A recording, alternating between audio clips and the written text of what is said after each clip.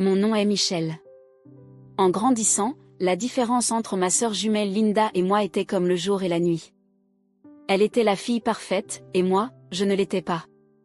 Notre père, un professeur d'université strict, était toujours plongé dans ses livres et ses conférences, tandis que notre mère était la femme au foyer idéal, centrée sur la maison et la famille, nous incitant à suivre son exemple.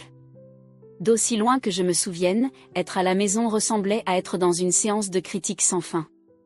Mes parents avaient un plan pour la famille parfaite, et cela n'incluait pas une fille qui portait des t-shirts de groupe de musique et préférait rester seule. Michel, pourquoi ne peux-tu pas être plus comme ta sœur, était la phrase préférée de ma mère, généralement adressée à moi quand j'arrivais au petit déjeuner avec mes écouteurs, essayant de me couper du monde. Linda, quant à elle, se baignait dans la lumière de l'approbation. Je ne comprends pas pourquoi c'est si difficile de porter une jolie robe et de sourire davantage, disait-elle, en lançant ses cheveux parfaits par-dessus son épaule. On aurait dit qu'elle venait d'une autre planète. Un samedi particulièrement difficile, alors que notre famille se préparait pour l'une des soirées de faculté de papa, un événement ennuyeux mais obligatoire pour nous, j'ai décidé de me rebeller de la manière la plus petite que je connaissais. J'ai mis mon eyeliner le plus foncé et une paire de bottes qui ne respectaient certainement pas le standard acceptable. Tu ne vas pas sortir comme ça, si, m'a attrapé maman dans les escaliers, les yeux fixés sur mes bottes comme si elles étaient sales. J'ai haussé les épaules, ma défense habituelle. Je ne vois pas pourquoi pas. Elle a soupiré, ce long soupir qui signifiait que j'étais la plus grande déception dans son monde parfaitement organisé. S'il te plaît, Michel, juste cette fois, ne peux-tu pas essayer de t'intégrer? Pourquoi faire? Pour que tu puisses prétendre qu'on est la famille parfaite, lui ai-je répliqué, fatigué de la même vieille discussion. Ce n'est pas une question de prétendre. C'est une question de montrer du respect pour ton père, a-t-elle argumenté, sa voix prenant un ton tranchant qui signifiait qu'elle était sérieuse.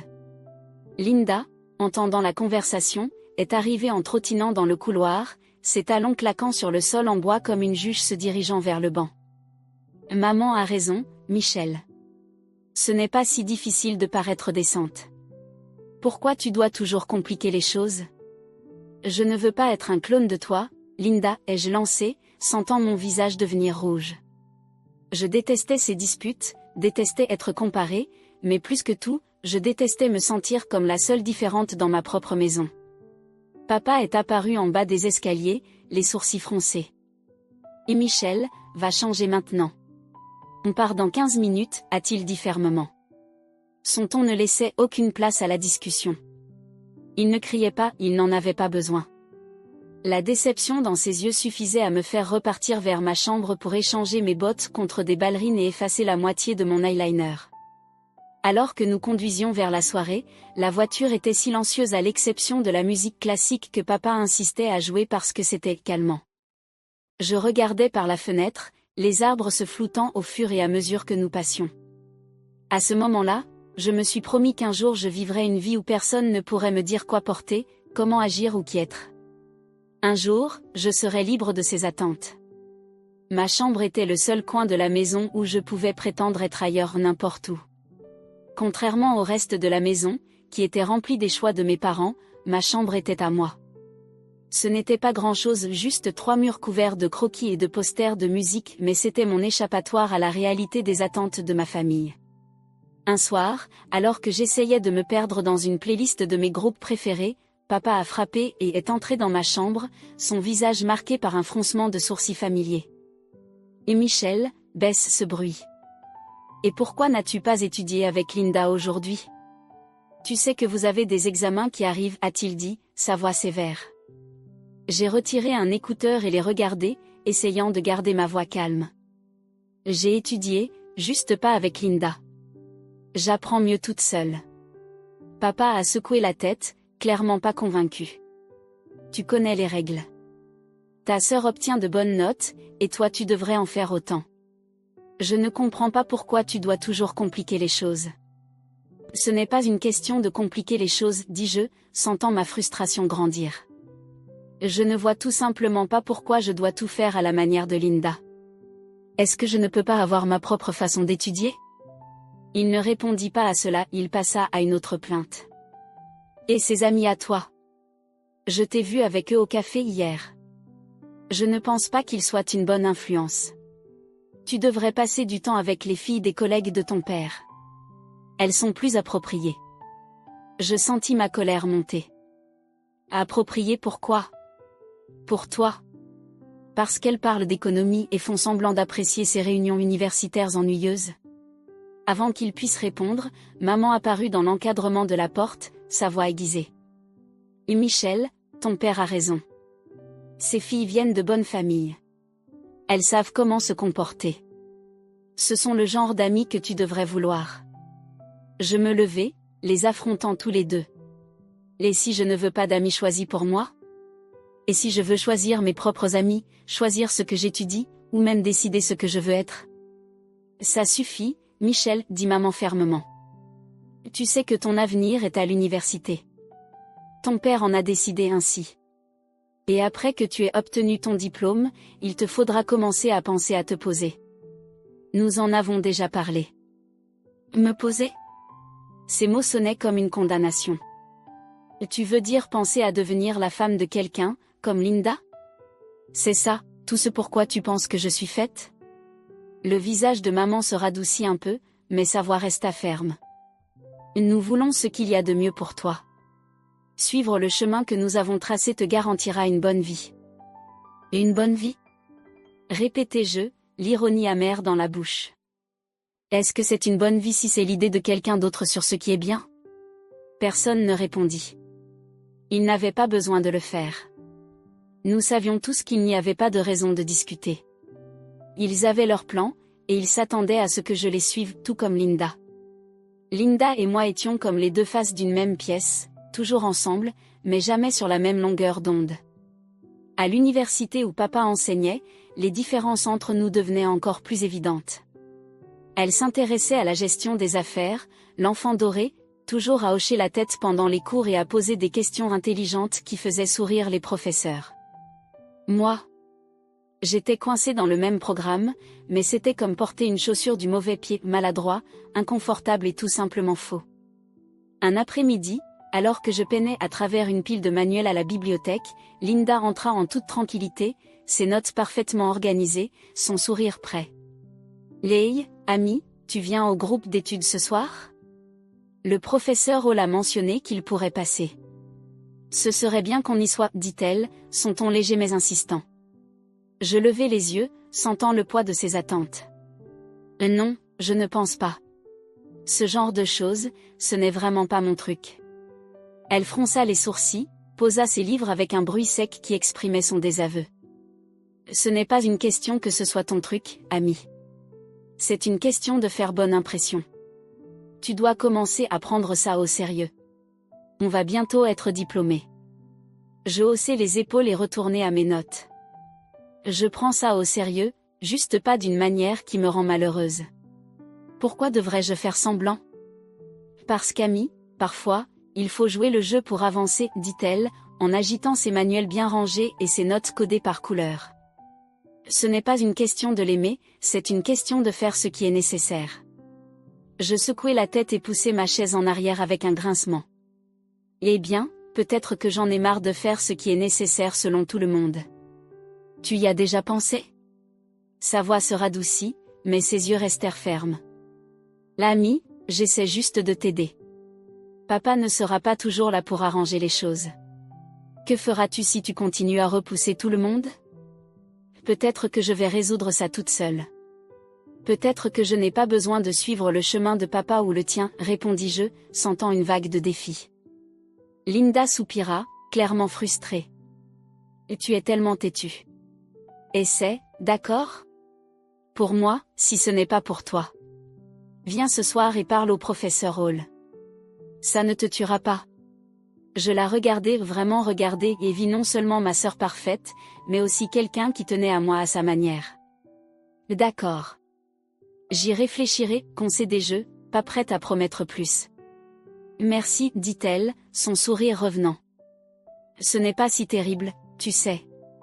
Tu pourrais même aimer ça si tu lui donnais une chance. J'en doute, marmonnai-je, mais je savais que j'avais perdu cette manche. Pour Linda, je viendrai, je m'assoirais à une autre discussion ennuyeuse et hocherais la tête au bon moment. Ce n'était que quelques heures, ce ne pouvait pas être si horrible. Comme il s'est avéré, ce n'était pas aussi horrible que je le pensais. Le professeur Hall était étonnamment intéressant quand il ne donnait pas de conférence depuis un pupitre.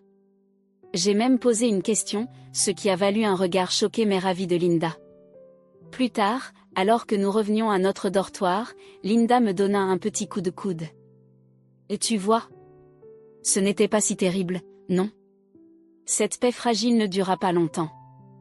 Dans notre dernière année, Linda nous a présenté son fiancé, un avocat de 12 ans son aîné, déjà bien établi, et exactement ce que nos parents rêvaient pour elle. Maman et papa étaient ravis, félicitant Linda d'avoir fait un choix aussi intelligent. Puis ils ont tourné leurs yeux pleins d'espoir vers moi.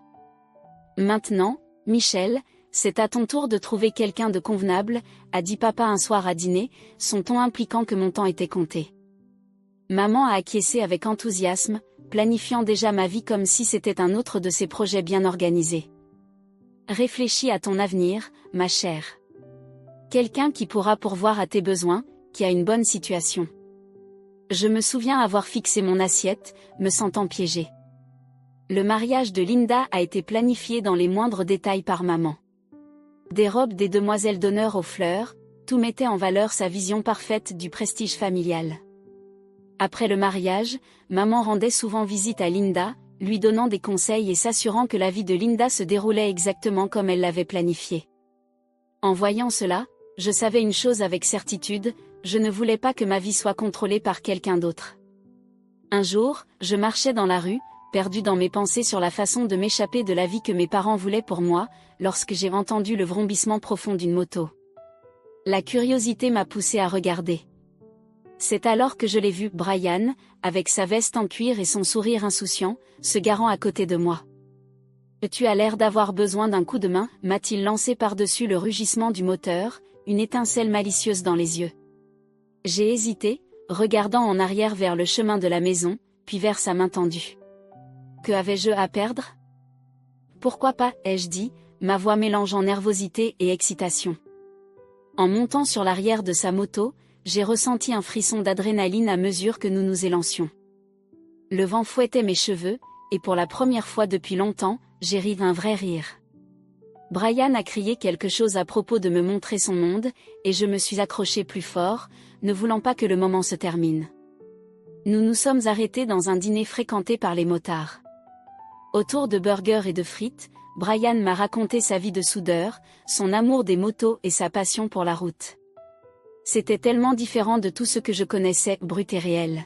« Et tu n'as pas peur de vivre comme ça ?» ai-je demandé, ma voix à peine au-dessus du bruit des assiettes et des conversations autour de nous. « Peureuse ? Non, c'est excitant. Tu ne sais jamais ce qui t'attend au coin de la rue. N'est-ce pas mieux que d'avoir tout planifié pour toi ?» a-t-il répondu, ses yeux s'illuminant à chaque mot. Au cours des semaines suivantes, nous nous sommes rencontrés en secret. Chaque balade à moto avec Brian me rapprochait de la vie que je voulais et m'éloignait de celle que j'étais censée vivre. La vitesse, l'aventure, ce n'était pas juste pour l'excitation, c'était pour se sentir en vie, libre.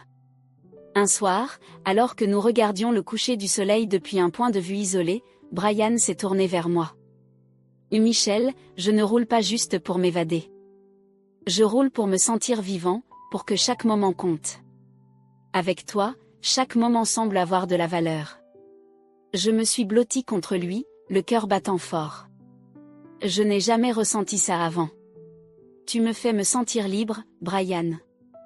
Il a souri, me serrant contre lui. Alors ne retournons pas juste à l'existence. Vivons. 5 mois avec Brian ont été une vie entière de moments dont j'avais toujours rêvé.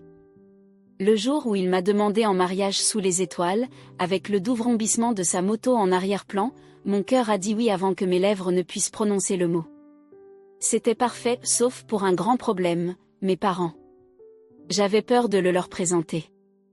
Il était tout ce qu'ils désapprouvaient, ses bords rugueux, son esprit libre, sa vie simple mais heureuse de soudeur. Mais l'amour m'a donné du courage, et j'ai décidé qu'il était temps qu'il sache. Le jour où j'ai amené Brian chez mes parents, il portait son gilet en cuir habituel, un t-shirt rouge, un jean déchiré et un bandana. J'adorais ça chez lui, il était toujours lui-même. Alors que nous montions l'allée, je pouvais déjà sentir le poids du jugement de mes parents. Lorsque nous sommes entrés, le visage de maman est devenu pâle à la vue de Brian, ses yeux s'élargissant de choc. « Mais qu'est-ce que c'est, Michel » a-t-elle haleté, la voix à peine un murmure. La réaction de papa a été plus dure, ses mots tranchants comme des couteaux. « Qui est-ce, et pourquoi est-il habillé comme un voyou dans notre maison ?» J'ai pris une profonde inspiration pour me calmer. « Maman, papa, voici Brian. C'est l'homme que j'aime. Nous allons nous marier. » Le silence était assourdissant. Puis papa s'est tourné vers Brian, son ton plein de mépris. « Se marier ? Que fais-tu dans la vie, jeune homme ? Quelles sont tes qualifications ? » Brian, que Dieu le bénisse, n'a pas vacillé. « Je suis soudeur. J'ai suivi quelques cours spécialisés après le lycée. Je travaille dur et je gagne ma vie honnêtement. » L'expression sur le visage de mes parents était un mélange d'horreur et d'incrédulité. Maman semblait prête à s'évanouir. « Un soudeur, Michel ? Tu ne peux pas être sérieuse », la voix de papa monta, la colère éclatant. « Tu t'attends à ce qu'on bénisse ça ? À jeter ton avenir pour un soudeur ? » Je sentis ma résolution se renforcer. « Oui, parce qu'il me rend heureuse. N'est-ce pas ça qui devrait compter ? Mais la vie que tu vas mener, maman commença, la voix tremblante. Ce sera la vie que je choisirai, répondis-je, ma voix prenant de la force. Papa secoua la tête, sa décision étant claire. Nous ne pouvons pas et nous ne soutiendrons pas cela. Si tu choisis lui, ne t'attends pas à faire partie de cette famille. La finalité dans la voix de papa brisa mon cœur mais pas ma décision. Brian serra ma main, me donnant la force de les affronter. Alors je choisis Brian. Je choisis nous. Je choisis mon bonheur. Les yeux de maman se remplirent de larmes, et la mâchoire de papa se contracta. Si tu pars avec lui, ne reviens pas, dit papa, la voix glaciale. En m'éloignant de chez mes parents avec Brian, mon cœur était un enchevêtrement d'émotions, douleur, soulagement, excitation et peur, tout mélangé en un seul. L'air de la nuit était différent, comme si chaque souffle était un nouveau départ. J'ai fait un pas de plus dans une nouvelle vie. Nous avons roulé en silence pendant un moment, le vrombissement régulier de la moto sous nous. Lorsqu'enfin nous nous sommes arrêtés dans un petit dîner en bordure de la ville, Brian s'est tourné vers moi, l'air sérieux. « Et tu es sûr de ça, Michel ? Vraiment sûr ? Il n'y a pas de retour en arrière après ce soir, dit-il, ses yeux scrutant les miens à la recherche de tout signe de doute. J'ai hoché la tête, serrant sa main fermement. Je n'ai jamais été aussi sûr de quelque chose. Être avec toi, c'est ce qui me semble juste. C'est ce que je suis censé faire. Il sourit, ce sourire imprudent et charmant qui m'avait séduite dès le premier jour où nous nous sommes rencontrés. Alors c'est parti. Commençons notre vie ensemble. À l'intérieur du dîner, nous avons trouvé une table tranquille dans un coin. La serveuse nous apporta 2 cafés sans poser de questions, et nous sommes restés là, à planifier nos prochaines étapes. Alors, par quoi commencer, demandai-je, en remuant de la crème dans mon café et en observant les tourbillons. Nous devons trouver un endroit où loger, au moins pour un moment, et peut-être chercher du travail. J'ai des amis qui peuvent nous aider à commencer, répondit Brian, avec un ton pratique mais optimiste. Ça va être difficile, non, dis-je, plus comme une constatation qu'une question. La réalité de ce que nous faisions commençait à s'imposer. Brian tendit la main et couvrit la mienne. Ça pourrait l'être, mais on va le gérer ensemble. La difficulté, ça ne nous est pas étranger, n'est-ce pas ? Je ne pus m'empêcher de rire, un éclat de rire court et sincère. C'est vrai. Ensemble, nous avons passé des heures dans ce dîner, à discuter et à planifier. De temps en temps, Brian évoquait une idée si folle et libre qu'elle me faisait bondir le cœur. Et peut-être qu'un jour, on économisera assez pour faire ce road trip à travers le pays. Toi, moi et la route ouverte. J'aime bien ça, dis-je, me permettant de rêver plus grand que jamais. En revenant en ville, nous avons commencé notre recherche. Les semaines suivantes furent un tourbillon d'activités. Nous avons trouvé un petit appartement en périphérie de la ville. Ce n'était pas un palace, mais c'était le nôtre. Brian trouva du travail dans un garage local, et je pris des heures supplémentaires dans un dîner à proximité. La vie était dure, mais c'était la nôtre.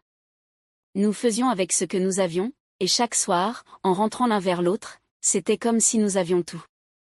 Des mois plus tard, nous avons décidé qu'il était temps de rendre les choses officielles et nous nous sommes mariés lors d'une petite cérémonie intime. Je gardais l'espoir que ma famille viendrait, qu'ils verraient à quel point j'étais heureuse et qu'ils lâcheraient leurs préjugés. Mais les sièges que nous avions réservés pour eux sont restés vides, et aucun message de félicitations n'est venu. Malgré la douleur de leur absence, la journée était parfaite parce qu'elle était à nous. Avec le temps, je me suis rapprochée de la mère de Brian. Elle m'a accueillie à bras ouverts, m'appelant sa fille et comblant les vides laissés par ma propre famille. Sa chaleur et son acceptation ont aidé à guérir certaines des blessures laissées par le rejet de mes parents. Les choses ont finalement commencé à s'améliorer pour Brian et moi. Après que Brian ait suivi une formation supplémentaire et soit devenu soudeur sous-marin certifié, son revenu a grimpé à 230 000 $ par an. Ce changement a fait une énorme différence. Amis, nous avons réussi à acheter une maison de ville dans un quartier agréable, le genre d'endroit dont j'avais toujours rêvé mais que je n'avais jamais pensé habiter réellement. J'ai commencé à travailler comme répartitrice dans l'entreprise de Brian. Ce n'était pas juste un emploi, c'était comme si je faisais partie de quelque chose d'important, soutenant l'homme que j'aimais dans la construction de notre avenir ensemble. Le week-end, nous échappions à la ville sur sa moto, dévalant les routes sinueuses et admirant les vues époustouflantes de la nature. Ces moments, avec le vent dans mes cheveux et la chaleur de Brian contre mon dos, étaient un pur bonheur. Vivant à proximité, ma belle-mère est devenue une visiteuse fréquente. Un après-midi, alors que Brian bricolait dans le garage et que je préparais du café, elle arriva, l'air un peu troublé. « Il y a eu une mauvaise nouvelle, dit-elle en s'installant à la table de la cuisine. Il s'agit d'un professeur à l'université impliqué dans un scandale de harcèlement. » Mon cœur s'est arrêté un instant. Ils ont dit de qui il s'agissait? J'essayai de garder ma voix stable, redoutant la réponse. Elle secoua la tête. Non, ils n'ont pas mentionné de nom à la radio. Mais tu sais comment ça se passe, ça doit être partout à la télé maintenant. Je hochai la tête et allumai la télévision. En effet, il y avait un reportage sur le scandale. Comme je le craignais, le visage de mon père apparut à l'écran. Le journaliste détaillait les accusations portées contre lui, et une vague de froide incrédulité m'envahit. Je éteignis la télévision, m'assis lourdement, essayant d'assimiler la nouvelle. Brian entra, essuyant ses mains sur un chiffon, et vit mon visage. « Qu'est-ce qui ne va pas, chérie ?» demanda-t-il, son front froncé par l'inquiétude. Je déglutis difficilement, ma voix à peine un murmure. « C'est mon père. Il a été accusé de harcèlement envers une étudiante. » L'expression de Brian devint sérieuse pendant un instant avant qu'il ne vienne vers moi et prenne ma main. « Je suis désolée, Michel. C'est une nouvelle difficile. Comment veux-tu gérer ça? » Je secouai la tête, incertaine de tout. « Je ne sais pas. Je veux dire, que puis-je faire? On est plus proches. » Il serra ma main, me montrant qu'il comprenait. « Quoi qu'il arrive, je suis là pour toi.